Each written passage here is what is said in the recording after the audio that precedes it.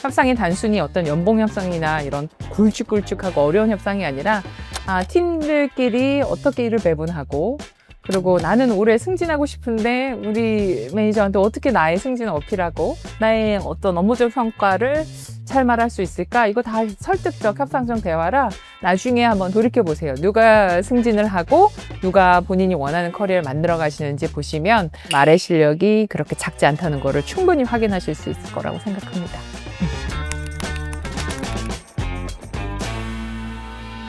네, 안녕하세요. 저는 자스민이라고 합니다. 예전에 애플에서 비즈니스 코치로 일을 했었고요.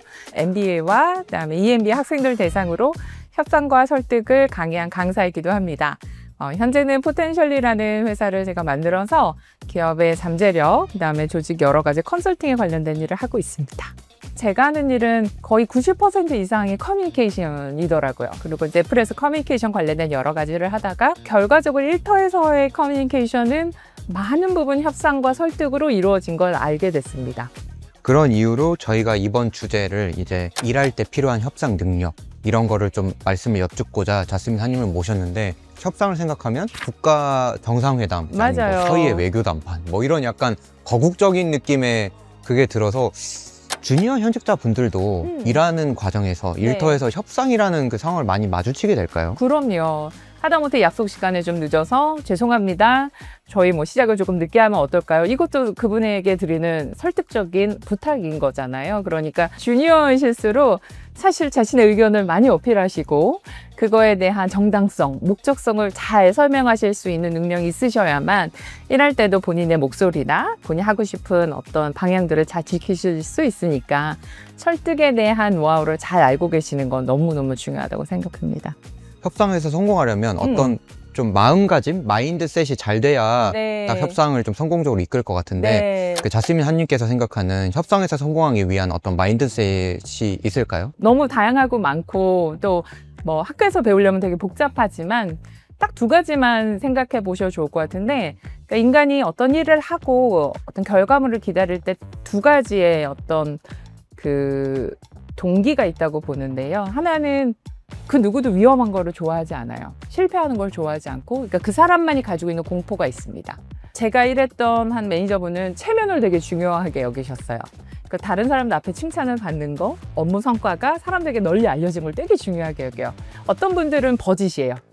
이거 진짜 이거 전에보다 5,000원이라도 더 싼데야? 라고 물어보신 분이 있고, 또 어떤 분은 이거 빨리 돼? 이거 시간 뭐 하루라도 늦어지면 나 이거 진짜 참을 수가 없어. 그러니까 사람마다 쓰는 언어를 잘 분석해 보시면 그 사람이 제일 무서워하는 거, 너무너무 싫어하는 거겠죠? 또 그 사람이 가장 원하는 거, 설득하셔야 되는 그 사람이 가장 중요하게 여기고 또 무서워하는 것이 무엇일까, 이것만이라도 꼭 이해하신 다음에 이야기하면 좋을 것 같아요. 왜냐면 대부분 사람들이 자기가 중요한 걸 얘기하거든요. 지금 주니어 분들에게도 할 수 있는 좀 접목이 될 만한 것 같아요. 그런 부분에서 주니어 입장에서도 협상을 할 때 주니어로서만 줄 수 있는 어떤 협상 카드가 있을 것 같거든요. 네. 젊은 감각이나 에너지나 힘, 시간, 이거는 시니어는 절대로 터칭할 수 없는 어떤 힘의 영역이라고 생각을 하고요. 그러니까 자기가 가지고 있는 어떤 그 젊음이라는 그 에너지를 어떤 식으로 어필할 수 있는지에 대한 라벨링을 좀 만들어 보시면 좋을 것 같아요. 그래서 같이 일하시는 분의 약점을 이 주니어가 어떤 식으로 보완할지를 생각해서 그 나는 당신의 약점 보완책이다. 그리고 제가 같이 일하시는 동안 얼마든지 뭐 필요한 부분에 대해서 얘기해 주시면 제가 학습해서라도 같이 도움을 드릴 수 있다라고 하면, 그런 에너지를 가지고 있는 사람들은 저는 주니어니까 가능한 게 분명히 있다고 보거든요.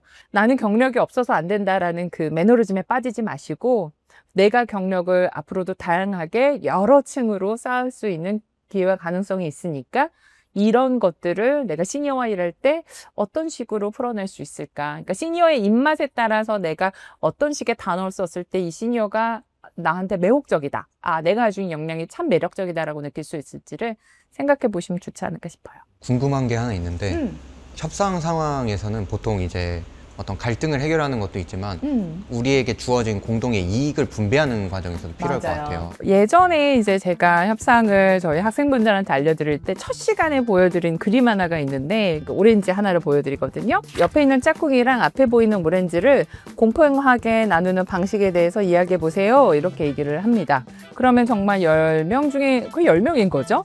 정확하게 50대 50으로 자르려고 노력할 거고, 이게 완벽한 협상이라고 생각하는 친구들이 정말 많았어요. 근데 이제 제가 여쭤보니까 PD님이 향수업에서 일을 하시는 거예요. 껍질 부분을 응축해가지고 거기서 이제 향과 여러 가지 에센스를 뽑아내는 일을 하는데, 알고 봤더니 저는 주스를 만들어 파는 사람이에요.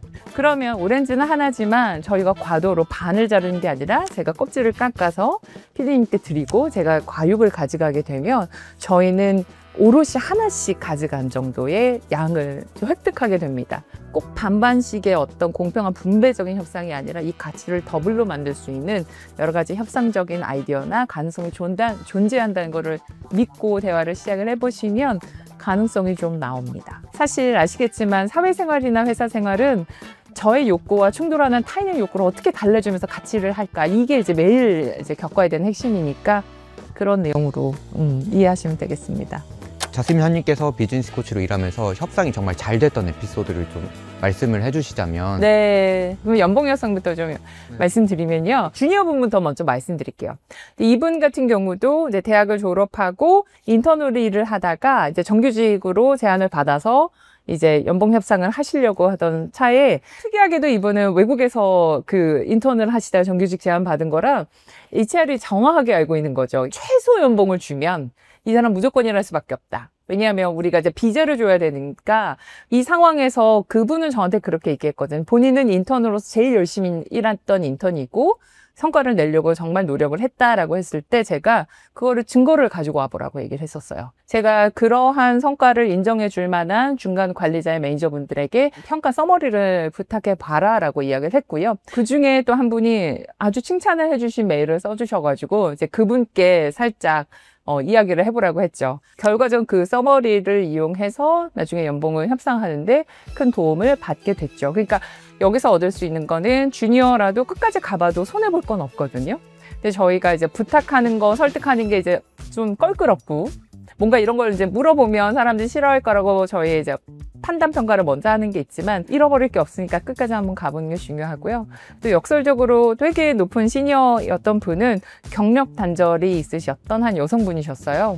한 1년 동안 직무가 없이 무직으로 일을 하시다가 인터뷰를 통과하고 연봉을 받게, 이제 그 패키지를 받게 됐는데 전에 다녔던 회사보다 훨씬 더 낮은 내용이 나왔습니다. 나중에 그 직무에 대한 여러 가지 기술, 다양한 이메일로 협상을 진행을 했었고요.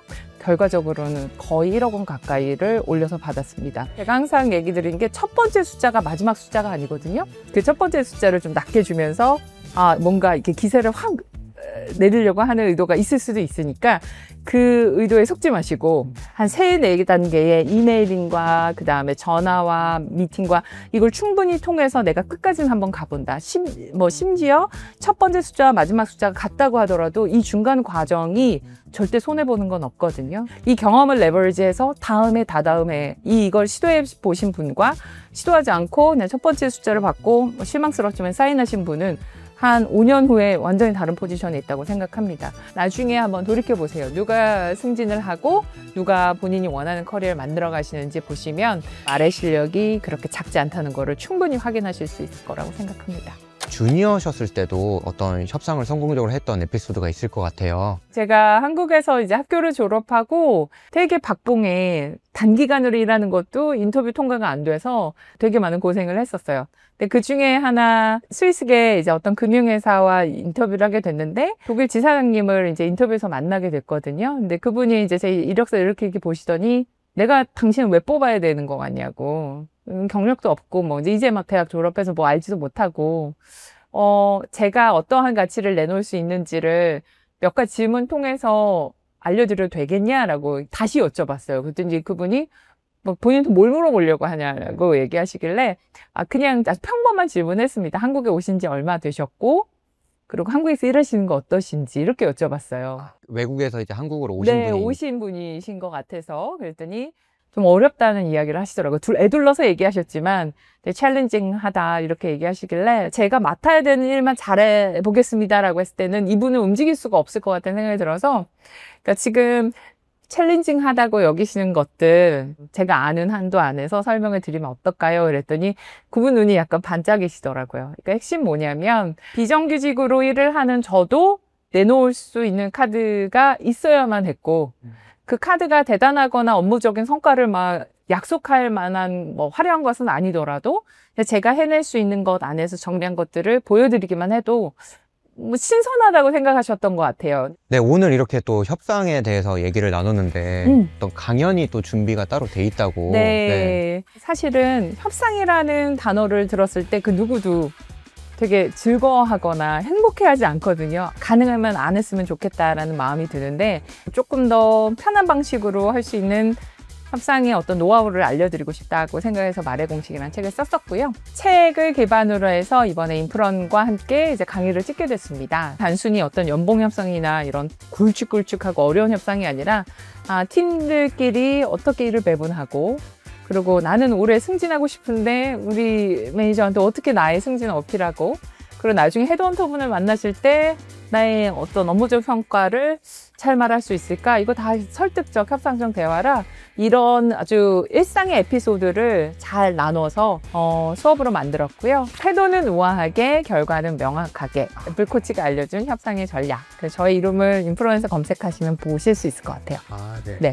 지금 저희 엔드 구독자분들 대상으로는 그 25% 할인 쿠폰을 제공해 드린다고 하니까 더보기란과 정보 참고하셔서 신청해 주시면 되겠습니다. 네, 마지막으로 저희 영상 시청해 주시는 분들이 회사에서 이제 주니어 분들이다 보니까 많은 걱정과 뭐 커리어적으로 또 이제 자스민 한님을 또 추구미로 삼으시는 분들이 있을 거고 그런 분들에게 조금 한마디 마지막으로 해주시자면 저희가 사실 많은 부분에서 결과를 빨리 내려고 해요. 근데 내가 드린 여러 가지 인풋들이 아웃풋이 돼서 돌아오는 데까지는요 상당한 시간과 그 다음에 여러 가지 인연들이 좀 도움이 필요할 것 같아요. 저는 20대 때 아까 말씀드린 것처럼 여러 파견직과 계약직을 운운했었습니다.